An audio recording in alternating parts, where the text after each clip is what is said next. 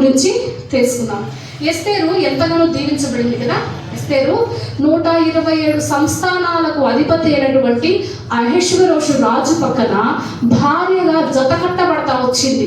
అయితే తన బాల్యము, తన యవ్వన ప్రాయ జీవితం అంతా మనం జ్ఞాపకం చేసుకుంటే ఒకవేళ ఈ పరిశుద్ధ గ్రంథంలో మనం గమనించినట్లయితే ఆమె బాల్యంలో కూడా ఆమెకు తల్లిదండ్రులు ఎవరు లేరు. అటువంటి స్థితిలో ఉండి ఆమెను దేవుడు, అంటే చాలా పేదరికమైనటువంటి పరిస్థితి, ఆమె కుటుంబము తల్లిదండ్రులు లేకుండా ఉంటే ఎట్లా ఉంటుందో మన చుట్టుపక్కల వాళ్ళు మనం చూస్తూనే ఉంటాం.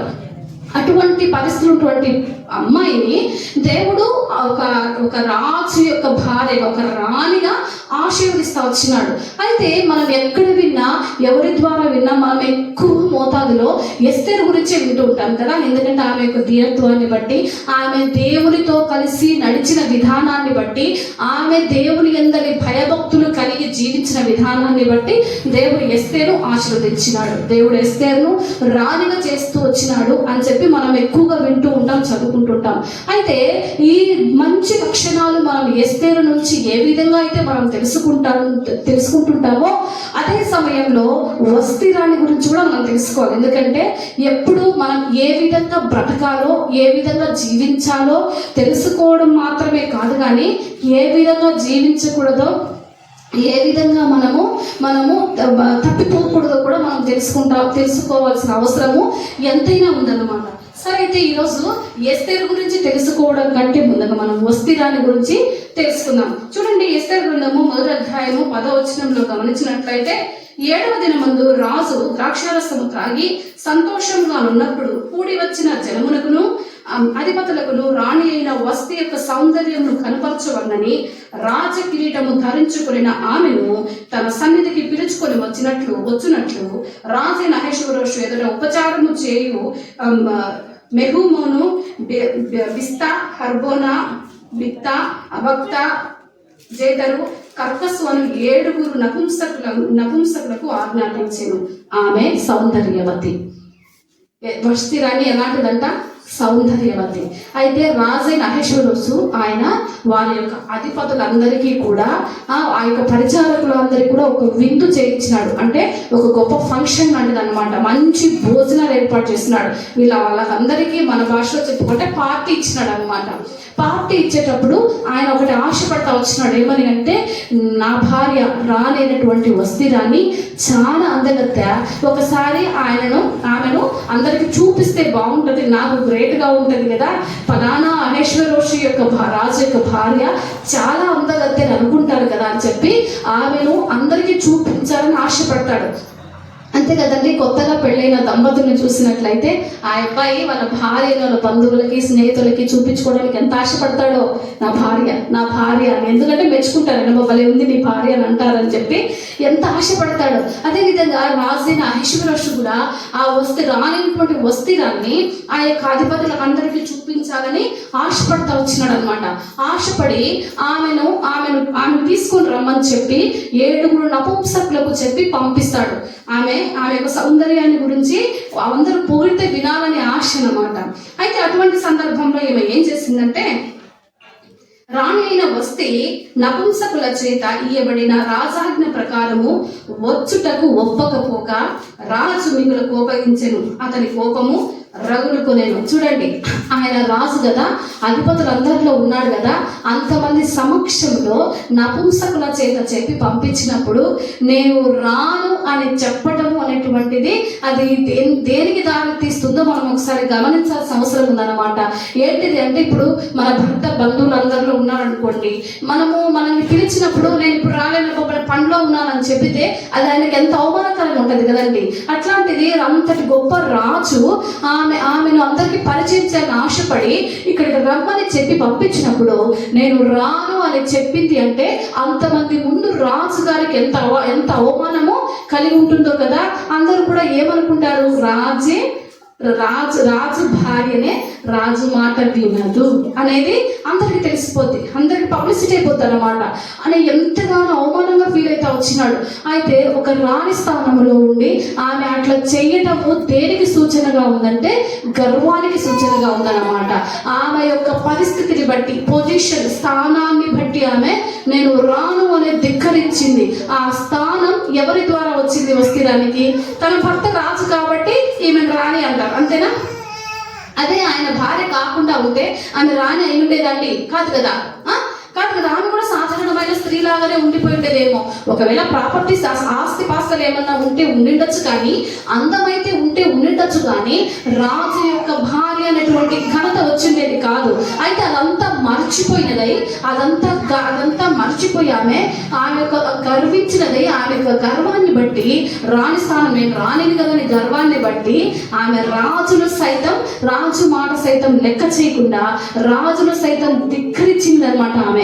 అప్పుడు ఆ విషయాన్ని ఆ రాజు జీర్ణించుకోలేకపోయినాడు, చాలా అవమానంగా బాధపడతా వచ్చినాడు. అప్పుడు రాజు ఒక నిర్ణయం తీసుకుంటాడు అన్నమాట. అంటే ఆమె గర్వాన్ని బట్టి కదా ఇంతమందిలో ఆమె రాజును అవమానిస్తా వచ్చింది. అలాంటప్పుడు ఆయన అటువంటి పరిస్థితిలో ఒక నిర్ణయం తీసుకుంటా వచ్చినాడు. చూడండి, విధిని రాజ్య ధర్మమును ఎరిగిన వారందరి చేత రాజు ప్రతి సంగతి పరిష్కరించుకునేవాడు కనుక అతడు కాలజ్ఞానులను చూసి, రాణి అయిన వస్తి రాజైన అహష్వేరోషు అను నేను నపుంసకుల చేత ఇచ్చిన రాజాజ్ఞ ప్రకారం చేయకపోయినందున ఆమెకు విధిని బట్టి చేయవలసినదేమని వారిని అడిగారు. చూడు, రాజు కదా, రాజు అయితే కొంతమంది జ్ఞానులు ఉంటారు కదా. రాజు ఇప్పుడు మనకు కూడా మన రాష్ట్రానికి మంత్రులు ఉన్నారు కదమ్మా. మంత్రుల దగ్గర జ్ఞానులు ఉంటారు, కొంతమంది సలహాదారులు అంటారు. మనకి ఈ జనరేషన్లో వాళ్ళని ఏమంటారంటే సలహాదారులు, సలహాలు ఇస్తుంటారు అనమాట.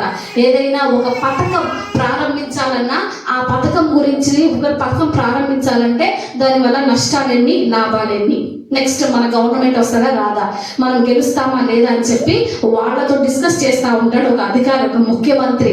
వాళ్ళకి సలహాదారులు ఉంటారు. అదేవిధంగా ఆ అహష్వేరోషు రాజు కూడా జ్ఞానులు ఉన్నారనమాట ఆయన యొక్క సంస్థానంలో. వారితో ఆయన డిస్కస్ చేస్తూ ఉంటాడు, ఏమని ఆయనతో వాళ్ళతో మాట్లాడుతూ ఉంటాడు అనమాట. ఏమని, ఇది ప్రతి ఒక్క ఆ రాజ్యంలో జరగబోయే ప్రతి విషయాల గురించి. అదే విధంగా రాణి అయిన వస్తి యొక్క ప్రవర్తనను బట్టి, ఆమె గర్వించిన విధానాన్ని బట్టి, ఆమె మాట్లాడిన మాటలను బట్టి, ఆమె చేసిన ధిక్కరణ అంటే రాజు మాటను లెక్క చేయని విధానాన్ని బట్టి నేను ఏమి నిర్ణయం తీసుకోవచ్చు, ఆమెకు నేను చేయవలసిన శిక్ష ఏదన్నా ఉంటే నాకు చెప్పండి అని రాజు వాళ్ళందరితో మాట్లాడతాడు. మాట్లాడినప్పుడు చూడండి వాళ్ళు ఏం చెప్తారు. అతని సన్నిధి నుండి రాజు ముఖమును చూచుచు, రాజ్యమందు ప్రథమ పీఠముల మీద కూర్చుండు పారసీకుల యొక్కయు మాదిరుల యొక్కయు 7 ప్రధానులు ఎవరనగా కర్షేన, షేతారు, అద్మాత, తాషీసు, మెరెసు, మర్సేనా, మెముకాను అనువారు. మెముకాను రాజు ఎదుటను ప్రధానుల ఎదుటను ఇలాగో ప్రత్యుత్తరం ఇచ్చెను, రాణి అయిన వస్తి రాజు ఎడల మాత్రము కాదు. అంటే ఆయన ఏం చెప్తున్నాడు చూడండి, రాణి అయిన వస్తి రాజు విషయంలో మాత్రమే కాదు, రాజైన అహష్వేరోషు యొక్క సంస్థానములలో నుండి అధిపతులందరి ఎడలను, జనులందరి ఎడలను నేరస్తురాలాయెను. ఆమె రాణివైన వస్తిరాని రాజు దగ్గర మాత్రమే కాదు, ఈ జనులందరూ మా రాజ్యంలో ఉన్నటువంటి ప్రజలందరి ఎదుట, అధిపతులందరి విషయంలో, అధిపతులందరి ఎదుట కూడా ఆమె నేరస్తురాలైంది. అంటే తప్పు చేసింది అన్నమాట. తప్పు చేసింది అది ఎందువల్ల అంటే, అదేంటి ఆమె రాజు మాట కదా కాదన్నది, వాళ్ళ భర్త రమ్మంటే నేను రానుకోన్నది, అంతేనా? మనం సాధారణంగా మన వాడుక భాషలో మాట్లాడుకునే మాట ఏంటంటే, వాళ్ళ భర్త ఇక్కడికి రామని చెప్పి పంపిస్తే నేను రానని చెప్పి పోయింది, అంతేనా ఆమె మాట్లాడిన మాట. ఆమె తన భర్త మాటనే కదా లెక్క చెయ్యింది, ఆమె భర్త దగ్గరే కదా నేరస్తురాలైంది. కానీ ఈయన ఏమంటా వచ్చినాడంటే, రాజైన అహష్వేరోషు దగ్గరే కాదు, అధిపతులందరి దగ్గర, ఈ ప్రజలందరి దగ్గర, మన రాజ్యంలో ఉండే ప్రజలందరి ఎదుట కూడా రాణి అయిన వస్తి రాణి ఆమె నేరస్తురాలయ్యింది. కాబట్టి ఏం చేయాలంటే, ఏదైనా రాజైన అహష్వేరోషు తన రాణి అయిన వస్తిని తన సన్నిధికి పిలుచుకొని రావాలని ఆజ్ఞాపింపగా, ఆమె రాలేదను సంగతి బయలుపడగానే స్త్రీలందరూ దాన్ని విని ముఖము ఎదుటనే తమ పురుషులను తిరస్కారము చేయుదురు. చూడండి, ఆయన ఏమంటా వచ్చినాడు, ఆమె ఆ రాజైన అహష్వేరోషు ఎదుట మాత్రమే కాదు నేరం చేసింది, అందరి దగ్గర చేసింది. ఎందుకు అంటే, అసలు ఈ మాట బయట వింటే జనులందరూ ఏమంటారు, ఆ రాజ్యంలో ఉండే ప్రతి భార్య, ప్రతి పురుషుని యొక్క భార్య ఏమంటది, ఆమె ఆ రాణినే ఇల్లేదు రాజు మాట, నేనెంత గొప్ప అని చెప్పి తన వారి యొక్క పురుషులకు, సొంత పురుషులకు అంటే వారి భర్తలకు ఎదురు తిరుగుతారు అంటున్నాడు అన్నమాట ఈయన. కాబట్టి మరియు పారసికుల యొక్కయు మాదిరి యొక్కయు నా యొక్క పత్నులు రాణి చేసిన దాని సమాచారము విని రాణి పలికినట్లు ఈ దినముందు రాజు యొక్క అధిపతులందరితో పలుకుదురు. దీని వలన బహు తిరస్కారమును కోపమును పుట్టును. దీని వలన ఈ మన రాజ్యంలో, అంటే అప్పటి వరకు ఆ రాజ్యంలో మనకు అర్థమైంది ఏంటంటే చాలా క్రమమైన విధానంలో ఉండిందన్నమాట. భార్యలు చాలా తగ్గించుకొని భర్త ఎడల భయభక్తులు కలిగి జీవించేవారు కాబట్టి కదా వీళ్ళు ఇంతగా భయపడుతున్నారు.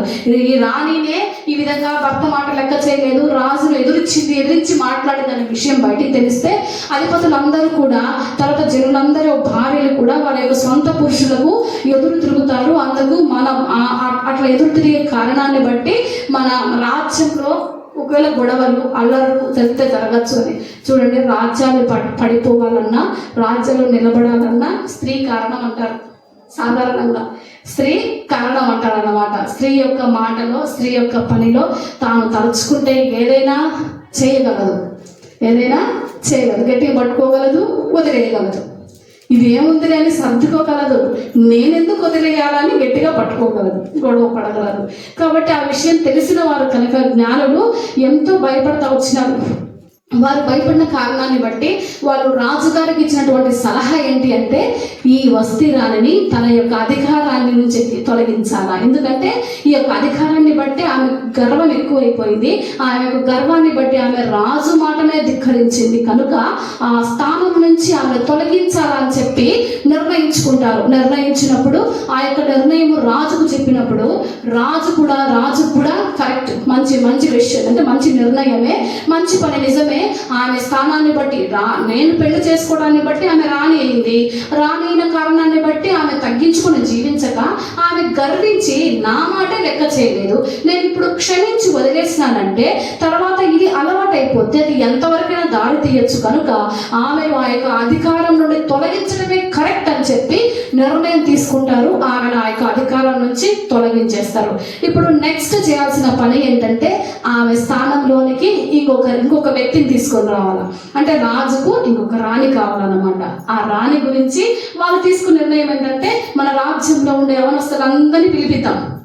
యవనస్తులు అంటుంటారు కదా అమ్మాయిలు, వాళ్ళందరినీ పిలిపించి కొంతకాలము వాళ్ళకు మంచి క్రీమ్లు, మంచి ఫేస్ వాష్లు, మంచి ఫేషియల్స్ చేపించి వాళ్ళని మంచిగా తయారు చేసి కొంతకాలం తర్వాత రాజు ఎదుట నిలబెడతాం. రాజు ఎదుట నిలబెట్టినప్పుడు రాజు ఎవరినైతే సెలెక్ట్ చేసుకుంటాడో, రాజు ఎవరినైతే ఇష్టపడతాడో వాళ్ళని రాణిగా పట్టాభిషేకం చేయొచ్చు అని చెప్పి మాట్లాడుకొని నిర్ణయించుకొని ఆ రాజ్యం అంతా కూడా ప్రకటన చేస్తారన్నమాట. ఏమని?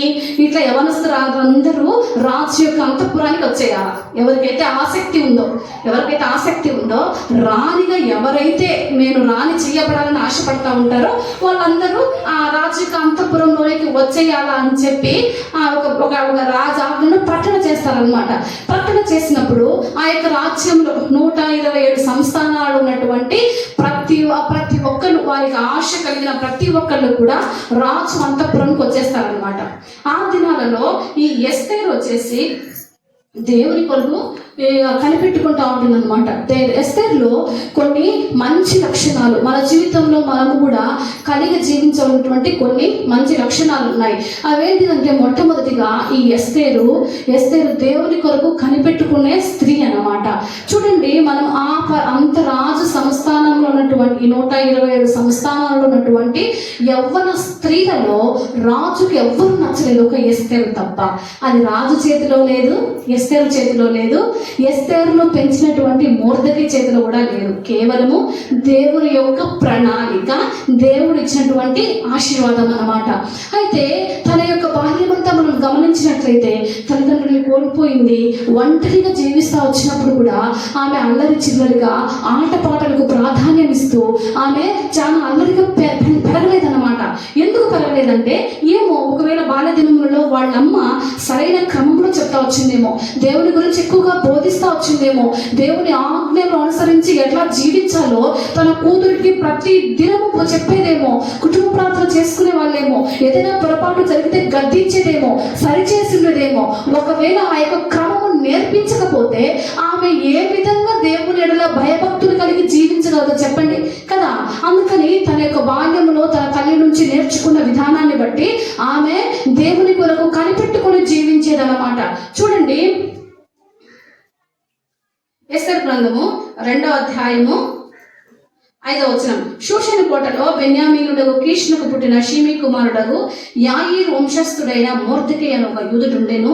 బబులోను రాజు నెబుకద్నెజరు యూదా రాజుని యెకొన్యాను పట్టుకొని పోయినప్పుడు ఇతడు యెకొన్యాతో కూడా యెరూషలేము నుండి చెరపట్టబడిన వారిలో ఒకడు. తన పినతండ్రి కుమార్తెను హదస్స అను ఎస్తేరు తమ తల్లిదండ్రులు లేనిదై ఉండగా అతను ఆమెను పెంచుకొనెను. ఆమె అందమైన రూపమును సుందర ముఖమును గలదై ఉండెను. ఆమె తల్లిదండ్రులు మరణము పొందిన తరువాత మొర్దెకై ఆమెను తన కుమార్తెగా స్వీకరించెను. చూడండి, వాళ్ళ అంటే పెదనాన్న కొడుకు అనమాట ఆయన. ఎవరు? మొర్దెకై. వారి యొక్క ఆమె యొక్క పెదనాన్న కొడుకు ఆమెను తీసుకొని పెంచుకోవాలనుకున్నప్పుడు ఆమె విధేయత చూపిస్తా వచ్చింది. నాన్న నువ్వు పెంచుకోలేదు, నేను ఒంటరిగా ఉంటావు, నాకు ఒంటరిగా ఉంటేనే స్వేచ్ఛగా ఉంటుంది. ఇప్పుడు చాలా మంది యవనస్తులు, అబ్బాయిలు కావచ్చు అమ్మాయిలు కావచ్చు, ఒంటరిగా ఉండడానికి ఇష్టపడుతున్నారు. ఎందుకు అంటే వాళ్ళ దగ్గర మొబైల్స్ ఉంటాయి, సెల్లులలో ఏమైనా చూసుకోవచ్చు, ఏమైనా వాళ్ళ ఇష్టానుసారమైనటువంటి వాళ్ళకి ఇష్టమైన విధానంలో వాళ్ళు గడపచ్చన్న కారణాన్ని బట్టి నేటి యవనస్తులు మాత్రమే కాదు కానీ చిన్నపిల్లలు కూడా సెల్లు దొరికితే ఒంటరిగా ఒక రూమ్ లో ఉంటున్నారు అన్నమాట. అటువంటి జీవితాన్ని జీవించడానికి ఇష్టపడేవారుగా ఉంటున్నారు. కానీ ఎస్తేరు ఏం చేస్తా వచ్చిందంటే ఆమె వాళ్ళ పెదనాన్న కొడుకున్నటువంటి మొర్దెకై అన్నైన మొర్దెకై పెంచుకోవాలనుకున్నప్పుడు ఆమె విధేయత చూపిస్తా వచ్చింది. అందుకు ఆమె అంగీకరించింది అనమాట. ఆమె అంగీకరించి మొర్దెకై దగ్గరికి వెళ్ళిపోయింది. ఆ మొర్దెకై దగ్గరికి వెళ్ళిపోయిన తర్వాత ఆమెను మొర్దెకై ఏం చేసినాడు? కుమార్తెగా స్వీకరించుకున్నాడు. కుమార్తెగా దత్తత తీసుకున్నాడు అనమాట. కుమార్తెగా స్వీకరించి ఆమెను పెంచుకుంటా ఉండేవాడు అనమాట. ఆ విధంగా దేవుని కొరకు ఆమె కనిపెట్టుకునింది అనమాట. అంత మాత్రమే కాకుండా ఆత్మీయ సంరక్షణకు ఒప్పుకునింది. నెక్స్ట్ ఏంటంటే ఆమె ఆత్మీయ సంరక్షణకి ఒప్పుకున్నది అనమాట. సామెతలు 3వ అధ్యాయము 3వ అధ్యాయం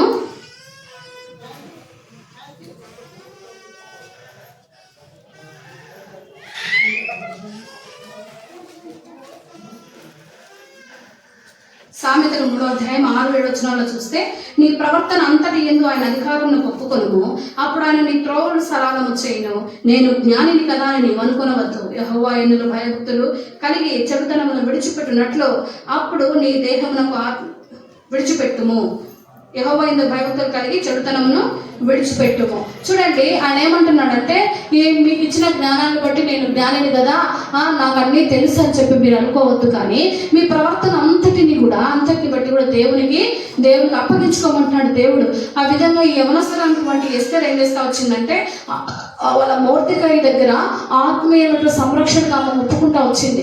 ఆయన పెంచుకోవడానికి ఒప్పుకునేది. ఆయన ఏ విధంగా అంటే ఏ క్రమం అయితే నేర్పిస్తే ఆ క్రమంలో ఎదురు తిరగకుండా విసుక్కోకుండా నాకు తెలుసులే అని చెప్పి, తర్వాత నేను తల్లి లేని పిల్లను కదా, నేను ఈ విధంగా జీవిస్తా అని చెప్పి ఆమె ఎదురు తిరగకుండా ఆయన మొర్దెకై ఏ విధానంలో ఆత్మీయంగా దేవునికి తగినట్లుగా పెంచడానికి ఈమె ఒప్పుకుంటూ వచ్చిందన్నమాట. నెక్స్ట్ వచ్చేసి లోబడే స్వభావం కలిగి ఉంది. ఆమె లోబడే స్వభావాన్ని కలిగి ఉంది. అంటే చూడండి, ఆ రాజు ఆజ్ఞ ఎప్పుడైతే ప్రకటించబడతా వచ్చిందో ఆ 120 సంస్థానంలో ఆ రాజ్యం ఉన్నటువంటి యవ్వన స్త్రీలను ఇలా రాజుకి రాణిగా చేయబడటానికి ఈ టైం కొంతకాలము రాజుకి అంతఃపురంలో రావాలని చెప్పి ప్రకటించబడినప్పుడు అందరూ అంటే ఇంట్రెస్ట్ ఆసక్తి ఉన్నటువంటి యవనస్తురాలు అందరూ వెళ్తా వచ్చినారు. అప్పుడు ఈ మొర్దెకై ఏం చేసినాడంటే చూడండి, 8వ వచనం, రాజాజ్ఞయు అతని నిర్ణయమును ప్రచురము చేయబడి కన్యకలు అనేకులు షూషను కోటకు పోగు చేయబడి హేగే వశమునకు అప్పగింపబడగా ఎస్తేరును రాజు యొక్క నగరునకు తేబడి స్త్రీలను కాయు హేగే వశమునకు అప్పగింపబడెను.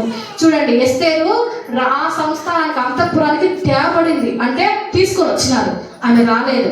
అదే ఈ జనరేషన్లో యవనస్తులు అయితే నాకు తెలుసుకొని పోతానే వాళ్ళు కదా,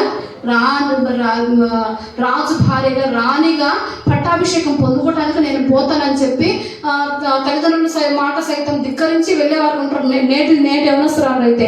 కానీ ఆమె తల్లిదండ్రులు లేకపోయినప్పటికీ తన అన్న దగ్గర పెరుగుతూ వచ్చినప్పటికీ ఆయన చెప్తా వచ్చినాడమ్మా, ఇట్లా ఒక ప్రకటన చేయబడింది, యవనస్తులు వెళ్తున్నారు, నిన్ను కూడా అక్కడికి పంపిస్తే బాగుంటుందేమో అని నాకు అనిపిస్తుంది అని చెప్పి మొర్దెకై చెప్పినప్పుడు ఆయన మాటకు విధేయత చూపిస్తా వచ్చింది ఎస్తేరు. విధేయత చూపించి, సరే మీరు ఎట్లా చెప్తే నేను అట్లా వింటా, మీరు ఎక్కడికి వెళ్ళమంటే నేను అక్కడికి వెళ్తా, మీరు ఎక్కడ ఉండమంటే నేను అక్కడ ఉంటా అని చెప్పి ఎంతో విధేయత చూపిస్తా వచ్చింది. అందుకని మొర్దెకై ఏం చేస్తున్నాడంటే ఆమెను తీసుకొని అంతఃపురానికి వచ్చినాడు. బైబిల్ గ్రంథంలో కూడా చూడండి స్పష్టంగా ఉంది, తేబడి ఆమెను తీసుకొని వచ్చినాడు అనమాట. తీసుకొని వచ్చి హేగే వశమునకు, అంటే అక్కడ మొత్తం అదంతా చూసుకోవడానికి ఒక ఆయన ఉన్నాడు, ఆయన పేరు హేగే. ఆయన చేతికి అప్పగించేసినాడు అనమాట. ఎవరిని? ఎస్తేరును అక్కడ అప్పగించేసినాడు. ఎస్తేరును రాజు యొక్క నగరులకు తేబడి స్త్రీలను కాయు హేగే వశములకు అప్పగింపబడేను. ఆ చిన్నది అతని దృష్టికి ఇంపైనది కనుక ఆమె అతని వలన దయ పొందెను. కాబట్టి ఆమె పరిమళ క్రియల కొరకైన వస్తువులను, ఆమెకు కావలసిన భోజన పదార్థములను, రాజు ఇంటిలో నుండి ఆమెకు ఇయ్యదగిన 7 ఆడపిల్లలను అతడు ఆమెకు త్వరగా ఏర్పరచి ఆమెను చెలికత్తెలను అంతఃపురంలో అతి శ్రేష్టమైన స్థలం ఉంచారు. చూడండి, హేగే చేతికి అప్పగించబడినప్పుడు ఎస్తేరును చూసి ఆయనకు దయగలిగిందంట. అదే వస్తీరానిలాగా గర్వం కనుక ఉంటే ఆయన ఒప్పుకునేవాడా? మన హృదయంలో ఉండింది, మన మనస్సులో ఉండింది, మన ముఖము ద్వారా రిఫ్లెక్ట్ అవుతుంది. మనం అనుకుంటాం కానీ మన హృదయంలో ఏముంటుంది మన ముఖంలో కనిపించేస్తుంది ఖచ్చితంగా. మన మనసులో కోపం ఉందనుకోండి, ఆ కోపాన్ని మనము యాక్చువల్గా అయితే యాక్టర్స్ కాదు కదా. యాక్టర్స్ అయితే వాళ్ళ లోపల వాళ్ళ వెనకటి జీవితం ఎట్లున్నా, వాళ్ళ ఫ్యామిలీ బ్యాక్గ్రౌండ్ ఎట్లున్నా, వాళ్ళకి ఏ పరిస్థితి వచ్చినా కూడా ఆ తెర మీద చక్కగా నటించగలుగుతారు కదా. అట్లా మనకు నటించడం రాదు కాబట్టి మన హృదయంలో మనం ఏం కలిగి ఉన్నామో, బాధ అయినా, సంతోషమైన, దుఃఖమైన, ఏ సమస్య మన చేత మనము లోపల వేదన పడుతుంటామో, లేకపోతే మన పరిస్థితిని బట్టి ఆనందిస్తుంటామో, లేదంటే మన స్థానాన్ని బట్టి మనం గర్విస్తూ ఉంటే గనక అది ఖచ్చితంగా మన ముఖంలో కనిపిస్తుంది. మన ముఖం ద్వారా చెప్పకపోయి, మన మాట ద్వారా చెప్పకపోయినప్పటికీ మన ముఖం ద్వారా ఎదుటి వ్యక్తి ఖచ్చితంగా కనుక్కుంటారు అనమాట. అట్లా ఈ ఎస్తేరు చూసిన వెంటనే హేగేకు దయగలిగిందంటే ఆమె ఎంత దీనత్వాన్ని కలిగి జీవించే మనుష్యమో కదా. అది ఒక్క రోజులో సాధన చేస్తే రాదు కదమ్మా. వస్తుందా అంటే అది ఒక రోజులో సాధన చేస్తే, బాగా ప్రాక్టీస్ చేస్తే వచ్చేది.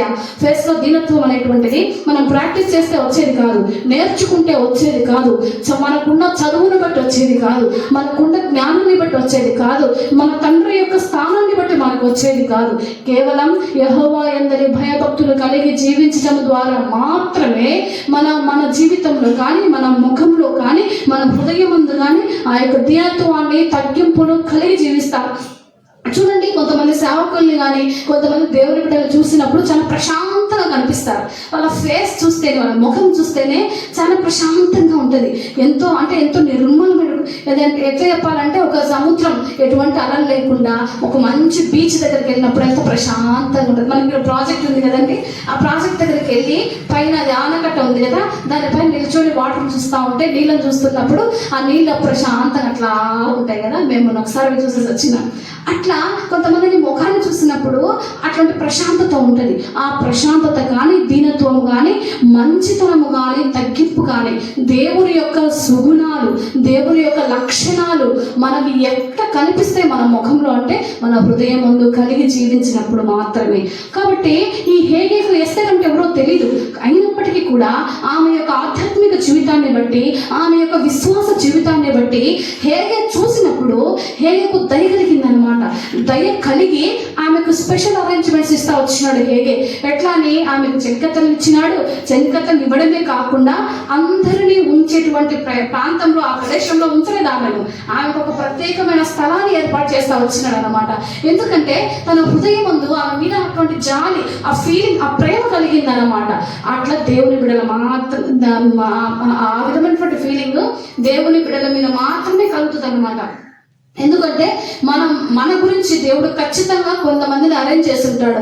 చూడండి, ఏదైనా ఎంఆర్ఓ ఆఫీస్కి వెళ్ళాలనుకుంటుంటే ఒక పని నిమిత్తమై మన స్థానాన్ని బట్టి మనం ఒకసారి పనులు కావు, కానీ మనం దీనత్వం కలిగి దేవుని సన్నిధిలో ప్రార్థన చేసుకుని ప్రార్థనాపూర్వకంగా మనం వెళ్ళినప్పుడు దేవుడు ఖచ్చితంగా వాళ్ళకి మన మీద మంచి మనసును కలుగజేస్తాడు అనమాట. అధికారులకు మనం వెళ్ళగానే పని అయిపోయే విధంగా మనం చూడంగానే సరేమ్మా చేసి పెడతానులేమ్మా అని చెప్పేటువంటి మనసును కలిగిస్తాడు. అదేవిధంగా హేగే కూడా ఎస్తేరు పట్ల దయ కలిగించిన దేవుడే ఉన్నాడు. కాబట్టి ఎస్తేరును చూడంగానే ఆమె మీద దయ పొంది దయ కలిగి ఉండి ఆమెను ప్రత్యేకమైనటువంటి స్థానంలో ఏర్పరుస్తా వచ్చినాడు.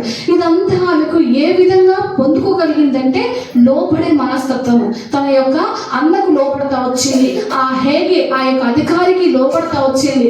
మరి ముఖ్యంగా ఆమె యొక్క బాల్యదినముల నుంచి ఆమె దేవునికి లోపడతా వచ్చింది. కాబట్టి ఎస్తేరు ఘనపరచబడతా వచ్చింది అనమాట. చూడండి హెబ్రీ పత్రిక 5వ అధ్యాయం 8వ వచనం. హెబ్రీ పత్రిక లేట్ అవుతుందమ్మా, ఆపేస్తుందా? హెబ్రీ పత్రిక 5వ అధ్యాయము 8వ వచనం. ఆయన కుమారుడై ఉండియు తాను పొందిన శ్రమల వలన విధేయతను నేర్చుకొనెను. దేవాది దేవుడే విధేయత కలిగి జీవిస్తా వచ్చినాడు అనమాట. దేవాది దేవుడే విధేయత కలిగి జీవిస్తా వచ్చినాడు. కాబట్టి ఆయన పోలి మనం ఈ లోకంలో జీవించాలి అనుకున్నప్పుడు ఆటోమేటిక్గా ఆయనలాగా మనం జీవించాలని ఆశపడుతున్నప్పుడు ఆయన ఏ అయితే మంచి మంచి లక్షణాలు కలిగి జీవిస్తా వచ్చినాడో, ఆయనకి ఇష్టమైన మార్గం ఏంటో మనం ఆటోమేటిక్గా దేవుని వాక్యం ద్వారా నేర్చుకొని వాటిని అనుసరించి జీవించడానికి ఇష్టపడతా ఉంటాం అన్నమాట. సరే, అయితే నెక్స్ట్ ఏంటంటే ఆమె సౌందర్యవతి. ఎస్తేరు అందగత్తె. అక్కడ మనం ఇంతకుముందు చెప్పుకున్నాం, వస్తిరాని కూడా అందగత్తె చెప్పినాం కదా. వస్తిరాని కూడా చాలా సౌందర్యవతి. ఆమె యొక్క అందాన్ని ఆ అధికారులకు అందరికీ, పరిచారకులకు అందరికీ ఆయన చూపించుకోవాలని చెప్పి, వారికి అందరికీ పరిచయం చేయాలని చెప్పి ఆమె అందగత్తె కారణాన్ని బట్టి ఐశ్వర్యోషు ఆమెను పిలిపించడానికి ఆశపడతాడు. అయితే ఆమె అందగత్తె, ఈమె అందగత్తె. అయితే ఈ ఆమె యొక్క అందాన్ని, వస్తు యొక్క అందము ఏం చేయగలిగింది అంటే ఆమె అధికారం నుంచి తప్పించగలిగింది. ఆమెకు ఉన్నటువంటి స్థానము, ఆమె ఉన్నటువంటి ఆ యొక్క అధికారం రాని అన్నటువంటి ఒక అధికారం నుంచి తప్పించగలిగింది. ఆమె యొక్క అందాన్ని బట్టి, ఆమె యొక్క పరిస్థితిని బట్టి ఆమె గర్వించింది అన్నమాట. అయితే ఈ ఎస్తేరు ఈమె అందగతే, ఈమె అందంతో పాటు ఆమెలో ఉన్నటువంటి దీనత్వం రెండు కలిసి ఈమె రాణిగా చేయబడటానికి సహాయపడతా వచ్చినాయి అనమాట. చూడండి, ఇద్దరిలో ఉన్నటువంటి సుగుణం, ఒక మంచి లక్షణం ఒకటే, అందం. ఈమె సౌందర్యవతే, ఆమె సౌందర్యవతే. కానీ ఆ సౌందర్యాన్ని సరైన విధానంలో వినియోగించుకోగలిగింది ఎవరు? ఎస్తేరు. ఆమె సరైన విధానంలో వినియోగించుకోగలిగింది అనమాట. అదే వస్తిరాణి ఏం చేసింది? ఆమె యొక్క అందాన్ని బట్టి ఆమె గర్వించి ఆ యొక్క అధికారాన్ని కూడా పోగొట్టుకోవడానికి కారకురాలైంది అనమాట. అదే చూడండి, ఈ ఇద్దరిలో కూడా మన జీవితంలో కూడా మనం ఏ విషయంలోనైనా గర్వించే వాళ్ళని ఉంటున్నామా? ఒకవేళ ఒక పరిస్థితిని బట్టి కానీ, ఒక చదువుని బట్టి కానీ, స్థానాన్ని బట్టి కానీ, మనకున్నటువంటి మన ఇంట్లో ఉన్నటువంటి ఫెసిలిటీస్ బట్టి కానీ, ఏదైనా కావచ్చు. ఒకవేళ కొంతమందికి కుమారులు మాత్రమే అంటే అదొక గర్వం, నా కొడుకులు ఉన్నారు, నా కొడుకు లేదే, ఇట్లాంటి గర్వం. ఎందుకంటే అది నేను ఫేస్ చేసిన కాబట్టి చెప్తున్నా. అట్లా అన్నమాట. అట్లా వారి యొక్క స్థానాన్ని బట్టి గర్వించిన వారు అంటున్నారు. మన జీవితంలో అంటే మనల్ని ఎవరు పరీక్షించాల్సిన పని లేదు, మనల్ని ఎవరు ఎత్తి చూపాల్సిన పని లేదు, మన జీవితాన్ని ఎవరు కూడా తీర్పు తీర్చాల్సిన పని లేదు. కాబట్టి కానీ మనం దేవుని బిడ్డలం కనుక, దేవుని కలిగి వాక్యము వినే బిడ్డలం కనుక, మన మనస్సాక్షి, మనలో ఉన్నటువంటి ఆత్మ పురుషుడు, ఆత్మీయ దేవుడైనటువంటి దేవుడు మనకు చెప్తా ఉంటాడు, ఈ విషయంలో నువ్వు గర్వించినావు, ఈ విషయంలో నువ్వు తూలనాడినావు, ఈ విషయంలో నువ్వు చాలా అహంకారిగా ప్రవర్తిస్తా వచ్చినావు అని చెప్పి మన మనస్సాక్షి, మన అంతరంగ పురుషుడు మనతో మాట్లాడుతూ వస్తాడు అనమాట. అయితే వెంటనే మనం ఏం చేయాలంటే ఆ పరిస్థితి వెంటనే మోకరించి, ప్రభువా నిజమే, నాకు ఈ విషయంలో గర్వం వస్తా ఉంది, ప్రభువా నన్ను ఈ పరిస్థితి తప్పించు, ఈ గర్వం నాలో ఉండకుండా తీసివేయి. ఎందుకంటే మనకంటే అందగత్తెలు కావచ్చు, మనకంటే ఆస్తిపరులు కావచ్చు, మనకంటే జ్ఞానులు కావచ్చు, మనకంటే మంచి పొజిషన్ ఉన్నటోళ్ళు ప్రపంచంలో కోకొల్లలు ఉన్నారు కదా. కాబట్టి మనము సముద్రంలో నీటి చుక్కి. కానీ మనం ఏ విషయాల్లో గర్వించిన వారమే ఉన్నామో ఆ విషయాల్లో దేవుని దగ్గర క్షమాపణ అడుగుతూ ఉండాలన్నమాట. సరే, అయితే నెక్స్ట్ యొక్క లక్షణం ఏంటంటే ఎస్తేరుది, ఆమె దేవునితో సహవాసం చేసే అనుభవం కలిగి ఉందన్నమాట. దేవునితో సహవాసం చేసే అనుభవం, ప్రతి విషయం గురించి కూడా ఆమె దేవునితో సహవాసం చేస్తూ వచ్చింది, దేవునితో మాట్లాడుతూ వచ్చింది, దేవుని దగ్గర ఆమె విచారిస్తూ వచ్చింది అనమాట. ఎట్లా అంటే చూడండి, ఈ హామాను ఉంటాడు కదా, హామాను ఏం చేస్తా వచ్చినాడు? హామాను ఒక ప్రధానమంత్రి ప్రధానమంత్రి కనుక ఆయన రాజ్యం అంతా అట్లా బయటికి వెళ్ళి ఆ రాజ్యంలో పర్యటించేటప్పుడు, అంటే ఆ రాజ్యం అంతా చెక్ చేయాలి, చూడాలి అని చెప్పి ఆయన వెళ్ళేటప్పుడు ఈ ఎస్తేరు యొక్క అన్నైనటువంటి మొర్దెకై అంటే ద్వారపాలకుడు, అంటే గేట్ దగ్గర, ఆయన ఎంట్రన్స్ గేట్ దగ్గర ఉండేటువంటి కాపలాదారుడు అనమాట. అయితే ఈ హామాను బయటికి వెళ్ళేటప్పుడు, లోపలికి వచ్చేటప్పుడు అందరూ నమస్కారం చేసేటోళ్ళు, కానీ మొర్దెకై ఒక్కడు చేసేవాడు కాదంట. ఎందుకు మొర్దెకై చేయలేదు అంటే ఈ యూదులు, మొర్దెకై యూదా వంశస్థుడు అనమాట. ఈ యూదులు ఒక్క ప్రభువుకు తప్ప ఎవరికి సాష్టాంగ నమస్కారం చేయరు, ఎవరికి నమస్కారం పెట్టరు. అది యూదులు, వాళ్ళు దేవుని కొరకే గట్టిగా నిలబడతారు, వాళ్ళు అంతే తీర్మానం చేసుకున్నారంటే. కనుక ఈ మొర్దెకై హామానుకి ఎప్పుడు నమస్కరించలేదన్నమాట. అయితే హామానుకి ఏంటంటే, నేను అధిపతిని, నేను ప్రధానమంత్రిని, అటువంటిది నేను బయటకు వస్తుంటే అందరు నన్ను నమస్కారం పెడతారు, అందరూ నన్ను విష్ చేస్తారు, ఒక్క మొర్దెకై మాత్రం చేయడు అని చెప్పి మొర్దెకై గురించి ఆయన మనసులో చాలా కోపం ఉండేదంట. హృదయంలో, ఆయన హృదయం అంతా ఆయన మీద చాలా కోపంగా, ద్వేషంగా ఉండేవాడంట. ఆ యొక్క ద్వేషాన్ని బట్టి ఆయన ఒక నిర్ణయం తీసుకున్నాడు. ఏమని? ఆయన అసలు మొర్దెకై ఎందుకు నాకు నమస్తే పెట్టాడు, ఎందుకు నాకు నమస్కారం చేయడు అని చెప్పి ఎంక్వైరీ చేసినాడు అనమాట ఆయన గురించి. ఎంక్వైరీ చేసినప్పుడు ఎంక్వైరీలో ఏం జరిగిందంటే, ఈ మొర్దెకై యూదులు నమస్కారం చెయ్యరు అని చెప్పి విషయం తెలిసిపోయింది హామానుకు.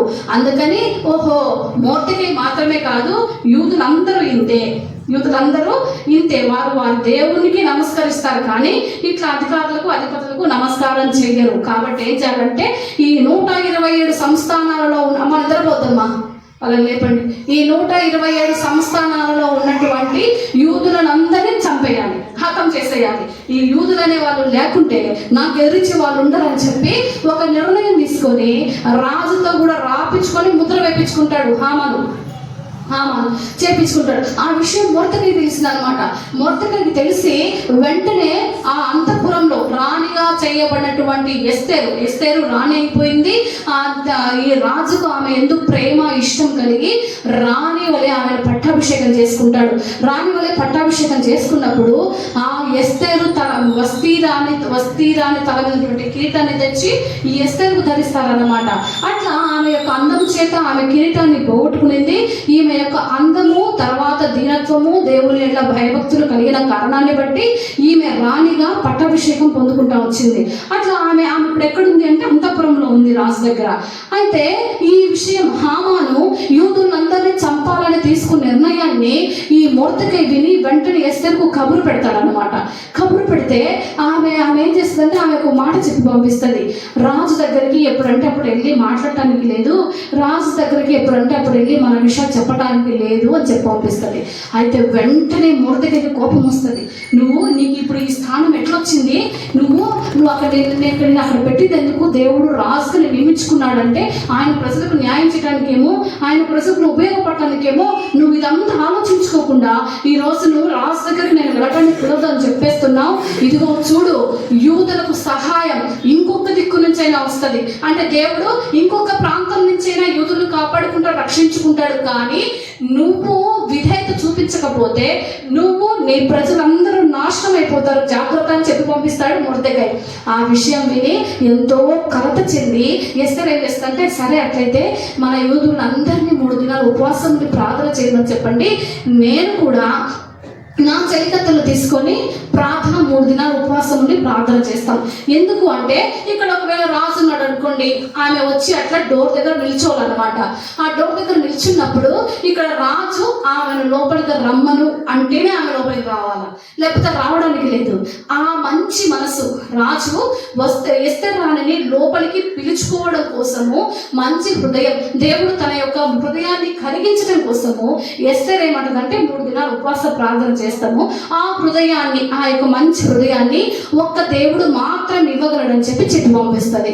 అది కానీ అందుకు మొర్దెకై ఒప్పుకొని యూదులందరికీ కూడా ఆయన ఒక విషయం పంపిస్తాడు, 3 దినాలు ఉపవాసం నుండి ప్రార్థన చేయాలని.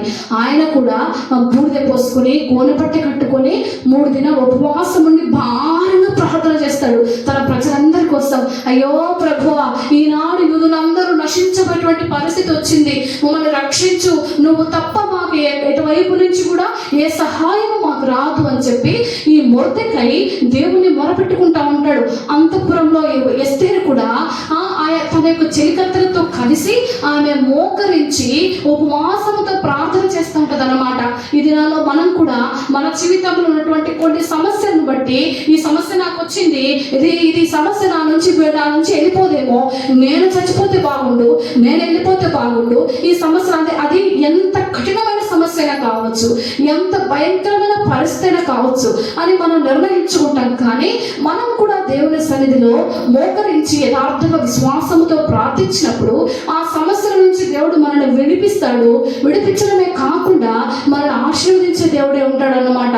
అయితే ఆమె ఆ విధంగా ప్రార్థన చేసినప్పుడు దేవుడు కార్యం చేస్తూ వచ్చినాడు.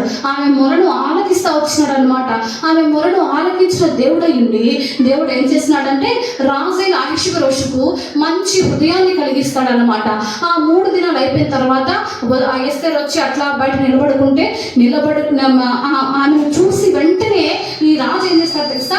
ఆ ఎస్తేరు, ఏం కావాలి నీకు, ఎందుకు వచ్చినావు అంటే, నా అవసరం కోసం, అంటే నాతో మాట్లాడటానికి వచ్చినావు కదా, ఏదో నీ అవసరాన్ని బట్టి వచ్చినావు కదా, వెంటనే లోపలికి రమ్మని చెప్పి పిలిపించుకుంటాడు అన్నమాట. ఆ పిలిపించుకొని అడుగుతాడు, ఏం ఎస్తేరు, ఎందుకు వచ్చినావు, నీకు ఏం కావాలి చెప్పు, నా రాజ్యంలో సగమేమో నిమ్మంటావేమో చెప్పు, ఇప్పుడే రాసేస్తానని చెప్తాడు రాజు. అయితే ఆమె ఆస్తికి ఆశపడింది కాదు, కానీ దేవుని బిడ్డలను కాపాడాలని, దేవుని బిడ్డల మీద ఎంతో ఆసక్తి కలిగినదై ఆమె దేవుని ఆజ్ఞను అనుసరించే స్త్రీగా ఆమె ఏమనుకునేది, ఆ యొక్క ఆస్తి పాస్తులకు ఆమె లొంగిపోలేదు. కానీ లేదు రాజా, నేను ఒక విందు చేయిస్తున్నాను నీ కొరకు, ఆ విందుకు రమ్మని ఆమె పిలుస్తుంది అన్నమాట. పిలిచినప్పుడు రాజు వెంటనే ఏమంటాడంటే, సరే నువ్వు పిలిచినావు కదా, నేను వచ్చేస్తాను, నువ్వేం టెన్షన్ పడవద్దు ఎస్తేరు, నువ్వు పిలిచినావు కదా, ఆ విందుకు నేను వస్తానని చెప్పి రాజు పోతాడు. అట్లా ఆ విందుకు పోయిన తర్వాత అప్పుడు రాజు అడుగుతాడు అనమాట, సరే ఎస్తేరు, నువ్వు ఆ బాధ లేకుండా, ఏ అవసరం లేకుండా నువ్వు నా పార్టీ అయితే ఇవ్వవు కదా, నీకు ఏదో కావాలి, ఏం కావాలో చెప్పు అని అడుగుతాడు రాజు. అడిగినప్పుడు ఎస్తేరు చెప్తుంది అనమాట, అప్పుడు నీతో పాటు హామాను కూర్చున్నాడు కదా, ఈ హామాను నా వంశము వారైన యూదులందరినీ చంపాలని నిర్ణయించుకున్నాడు రాజా, కాబట్టి మీరు దయతో నాకు సహాయం చేయండి, మా వాళ్ళనందరినీ కాపాడండి. బయట ద్వారపాలకుడైనటువంటి మొర్దెకై ఉన్నాడు కదా, ఆయన నా బంధువు, ఆయన నమస్కరించని కారణం చేత ఆయన ఉరేయాలని ఆ ఉరికొయ్య ఒకటి రెడీ చేపించి పెట్టినాడు ఈ హామానే అని చెప్పి హామాను ఎదుటనే చెప్పేస్తుంది ఆమె. చెప్పేసినప్పుడు వెంటనే రాజు కోపగించుకొని, రాణి యొక్క వంశపు వాళ్ళను నువ్వు నాశనం చేయాలనుకుంటావా, తప్పు కదా అని చెప్పి వెంటనే ఈ హామాను మొర్దెకైని ఉరి తీయడానికి సిద్ధపరిచినటువంటి ఉరికొయ్య మీదనే ఈ హామాను ఉరి తీయమని చెప్తాడు రాజు. ఈ హామాను ఉరి తీయమని చెప్తాడనమాట. చూడండి, ఈ హామాను ఏ విధంగా నమస్కరించని కారణాన్ని బట్టి మొర్దెకైని ఉరి తీయాలని ఒక ప్లాన్ వేసుకుంటా వచ్చినాడో, ఆ ప్లాన్ని బట్టి ఈ హామాను ఒక ఉరికను సిద్ధపరుస్తూ వచ్చినాడు. అనుకోని విధానంలో వీరు ఉపవాసం ఉండి యథార్థంగా ప్రార్థన చేసిన విధానాన్ని బట్టి ఆయన దేవుడు ఆమె ప్రార్థనను ఆలకించిన వాడై ఆ పరిస్థితి నుంచి, ఆ భయంకరమైన పరిస్థితి నుంచి తప్పించి ఎవరు ఊహించని రీతిగా ఆ యొక్క ఉరికి ఎవరైతే సిద్ధపరిచినాడో ఆ మనిషినే ఆ ఉరికొయ్య మీద ఉరి తీయడానికి ఆయన ఆజ్ఞాపిస్తూ వచ్చినాడు అనమాట, ఆయన అమలు పరుస్తూ వచ్చినాడు అనమాట. అదేవిధంగా ఈ లోకంలో మనల్ని కూడా ఎవరైనా నష్టపరిచే ఆలోచనలో, కించపరిచే ఆలోచనలో, అవమానపరిచే పరిస్థితులు ఎవరైనా ఉంటే కనుక మనం ఎప్పుడైతే దేవుని దగ్గర మొరపెట్టుకుంటూ వస్తామో దేవుడు మన ప్రార్థన కూడా ఆలకించే దేవుడు. చూడండి, ఏ దేవుడు ఏ జనాంగానికి సమీపంగా లేడు, కానీ మన దేవుడు మనం పిలిస్తే పలికేంత దూరంలో ఉన్నాడంట. మనము ఏదైనా సహాయం అడిగినప్పుడు నీకు సహాయము చేయకుండుటకు నా చేతులు కూర్చకాలేదు అంటాడు. నీకు సహాయం చేయకుండానికి నా చేతులు నేను వెనక్కి తీసుకోవట్లేదు, ముడుచుకొని పోలేదు, నా చేతులు ఎప్పుడు ఇట్లా విస్తారంగా పెట్టినా, అయితే నువ్వు మోకరించి అడగటమే ఆలస్యం, నువ్వు మోకరించి నన్ను ప్రార్థన చేయడమే ఆలస్యం, నేను వెంటనే నీకు ఆశీర్వాదాలు ఇస్తానని చెప్పే దేవుడు అన్నమాట మన దేవుడు. కనుక మనం కూడా ఆ విధంగా మన పరిస్థితులను బట్టి మనము దేవుని సన్నిధిలో మోకరించి ప్రార్థన చేసి దేవునికి అప్పగించే వారమే ఉండాలి. అదేవిధంగా చూడండి, ఇంకొక మంచి లక్షణం ఏంటంటే తెగింపు ధైర్యం ఉన్నాయి. ఎస్తేరులో ఏ విషయానికి సంబంధించిన తెగింపు అంటే ఆమె ప్రార్థన చేసి దేవుని మీద విశ్వసించి ధైర్యంగా రాజు దగ్గరికి వెళ్ళి బయటగా నిలబడగలిగింది. తన ప్రజలను తాను కాపాడుకోవడంలో ధైర్యాన్ని ప్రకటిస్తూ వచ్చింది. తెగించుకో లోకంలో మన ఇష్టానుసారమైన జీవితం, నాకు నేను నీకు నువ్వు చెప్పిన మాట నేనెందుకు వినాలి, నాకంటూ కొన్ని ఆశలు ఉంటాయి కదా, నా జీవితం ఎట్లా జీవించాలో నాకు తెలుసు కదా అని చెప్పి ఆ సొంత నిర్ణయం తీసుకోకుండా భర్తను అనుసరిస్తూ అత్తమామల దగ్గర భయపడుతూ మనం కూడా జీవించాల్సిన వారం ఉండాలన్నమాట. అదేవిధంగా అంటే మంచి విషయాలు, దైవికపరమైనటువంటి విషయాలలో, ఇప్పుడు ఫర్ ఎగ్జాంపుల్ మనం ఎక్కడికైనా వెళ్ళాలి, బహిరంగ సువార్తకి వెళ్తాము, కొంతమంది భయపడుతూ ఉంటారు. ఎందుకంటే సువార్తకి వెళ్తే వ్యతిరేకత వస్తుందేమో, గొడవలు అవుతాయేమో, లేదంటే ఇంట్లో నా భర్త ఒప్పుకోడేమో, నా భర్త దగ్గర నన్ను కొడతాడేమో, నన్ను వద్దన్నాడు కదా, ఇట్లాంటివన్నిటి విషయాలలో, దేవునికి సంబంధించిన విషయాలలో మనకు తెగింపు ఉండాలి. ఎప్పుడైతే మనం తెగించుకొని మనం ముందుకు అడుగేస్తామో వెంటనే వెనక దేవుడు కార్యం వస్తాడన్నమాట. నా జీవితంలో కూడా మా డాడీ ప్రార్థనకి అస్సలు ఒప్పుకోడు. మా డాడీ రోమన్ క్యాథలిక్, చర్చిలు ఉంటాయి కదా, రోమన్ క్యాథలిక్స్ ఫాదర్స్ సిస్టర్స్ ఉంటారు కదా, అది మా డాడీ అయితే, మా మమ్మీ హెబ్రోన్ సంఘాన్ని నడిపిస్తూ వచ్చింది. మేము ప్రార్థనకు పోకపోయినా, ఇట్లా బొట్టు పెట్టుకోకపోయినా అస్సలు యాక్సెప్ట్ చేయడు మా డాడీ. భయంకరంగా తిట్టేవాడు మా డాడీ. అన్ని ప్రార్థనకు పోతాం, వచ్చి తిట్టించుకుంటాం, తిట్టుకో ఏం పర్వాలేదని. మళ్ళీ ప్రార్థనకి వెళ్తాం, ప్రార్థన పోతే తిడతాడని తెలుసు, మమ్మల్ని ఇంట్లోకి రాలేడు. అయినా కూడా మేము 4 అమ్మాయిలు ఒక అబ్బాయి, అయినా కూడా మేము వెళ్ళేవాళ్ళం. అట్లా తెగింపు కలిగి ఉండాలి సువార్త ప్రకటించడానికి, సువార్తకు వెళ్ళటానికి. చూడండి, మనకు ప్రతి ఆదివారము బహిరంగ సువార్త ఉంది. ఇటువంటి అవకాశము అనేక మందిరంలో లేదు. దేవుడు మనకు అవకాశం ఇచ్చినప్పుడు మనం వినియోగించుకోగలిగిన వారం ఉండాలి, ధైర్యంగా ముందుకు వెళ్ళాలా. మనం కొంతమంది స్త్రీలు అక్కడ ఆ ఏరియా ఏంటో నాకు తెలియదు, అక్కడ వెళ్ళినప్పుడు ఒక వ్యతిరేకత వచ్చింది. ఒక ఆయన రివర్స్ అయ్యి మమ్మల్ని తిట్టడానికి ప్రయత్నం చేస్తున్నాడు అనమాట. అయితే మన స్త్రీలందరూ చాలా ధైర్యంగా సపోర్ట్ చేసినారు, ఆయనతో మాట్లాడగలిగినారు అనమాట. అదేవిధంగా మనం కూడా దేవునికి సంబంధించిన విషయంలో దైవికంగా జీవించడానికి, ఈ లోకంలో పరిశుద్ధత కలిగి జీవించడానికి తెగింపు ధైర్యం కలిగిన వారుగా మనం కూడా ఉండాలన్నమాట. అదేవిధంగా చూడండి, తన ప్రజలు రక్షించుకోగలిగింది, కృతజ్ఞత కలిగిన స్త్రీగా ఉంటా వచ్చింది. అంత మాత్రమే కాకుండా ఎస్తేరు అనే పేరుకు అర్థం ఏంటంటే నక్షత్రము. నక్షత్రాలు స్వయం ప్రకాశాలు, వాటికి అంతటికి అవి ప్రకాశిస్తాయి అన్నమాట. అంటే వాటి అంతటి అవి వెలుగును కలిగి జీవిస్తాయి అన్నమాట.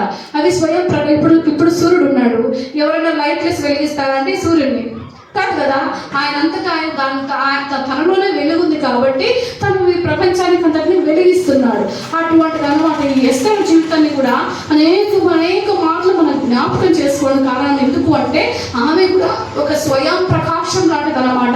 తనలో ఉన్నటువంటి దేవుని లక్షణాలను బట్టి, దేవునికి భయపడిన విధానాన్ని బట్టి మనకందరికి ఒక వెలుగుగా ఉంటా వచ్చింది ఎస్తేరు కదా. వెంటనే బైబిల్ గ్రంథం ఉన్నటువంటి స్త్రీలు ఎవరైనా చెప్పండి అంటే మనం ఎవరు చెప్తామండి, వెంటనే ఎస్తేరు, రూతు అని చెప్తాం కదా. ఈ పరిశుద్ధ గ్రంథంలో ఈ 66 పుస్తకాలు ఉంటే 66 పుస్తకాలలో ఎస్తేరుది ఒక పుస్తకము, రూతుది ఒక పుస్తకం కదండి. బైబిల్ స్త్రీలలో పరిశుద్ధ గ్రంథంలో స్త్రీలు అనేక మంది ఉన్నప్పుడు కూడా వీళ్ళిద్దరి పేరు మీదనే సపరేట్గా పుస్తకాలు ఉన్నాయి. అంటే ఎంత ఘనత వచ్చిందో చూడండి ఎస్తేరుకు. ఎందుకు? ఆమె ఉన్నటువంటి తగ్గింపు, ఆమె దేవునికి ఇష్టమైనటువంటి జీవితాన్ని జీవించిన కారణాన్ని బట్టి ఈ ఎస్తేరుకు అంత ఘనత వస్తూ వచ్చింది. మనం కూడా మనకిష్టమైన జీవితాన్ని జీవించడం కంటే కూడా దేవునికి ఇష్టమైన మార్గంలో మనం జీవించినట్లయితే ఎస్తేరు ఎట్లయితే ఘనపరచబడతా వచ్చిందో అదేవిధంగా మన నిత్య జీవితంలో కూడా దేవుడు మనల్ని అట్లా ఘనపరుస్తాడు. అనేక ఆశీర్వాదాలతో మనము నింపబడతా వస్తాం అన్నమాట. సరే, తల్లిదండ్రులు లేనటువంటి బాలిక, ఆమె అటువంటి బాలికను దేవుడు ఒక రాణిగా ఆశీర్వదిస్తూ వచ్చినాడు. అదేవిధంగా మన జీవితాలలో అయితే మనల్ని కూడా అనేక విషయాల్లో ఆశీర్వదించి ఉంటాడు. మన పాత సంవత్సరంలో కూడా ఎన్నో విషయాల్లో మనకు మేలు చేస్తూ వచ్చినాడు. మరలా చెప్పుకునే విషయం ఏంటంటే, ఈ దినాన్ని ఎంతో మంది కోల్పోయినారు. దేవుడు మనల్ని సజీవ లెక్కలో ఉంచినాడు. ఈ దినాన్ని మనకు అనుగ్రహిస్తూ వచ్చినాడు. ఆయన పరిశుద్ధ మందిరంలో కూర్చొని కొన్ని ముఖ్యమైన విషయాలను, కొన్ని దైవికమైనటువంటి అంశములను మనం తెలుసుకోవటానికి, నేర్చుకోవటానికి, మన జీవితంలో మనం సరిచేసుకొని తిరిగి దేవునిలో ఆత్మీయంగా కొనసాగిపోవడానికి దేవుడు అవకాశం ఇస్తూ వచ్చినాడు. అందుకు మనం కృతజ్ఞత కలిగి జీవించాలన్నమాట. అంతేకాదు, గత సంవత్సరంలో దేవుడు మీకు ఏ విషయాల్లో ఉపకారం చేస్తూ వచ్చినాడో, మీకు ఏ విషయంలో మేలు చేస్తూ వచ్చినాడో వాటన్నిటిని బట్టి మనము ఆరాధిద్దాం. సరేనా?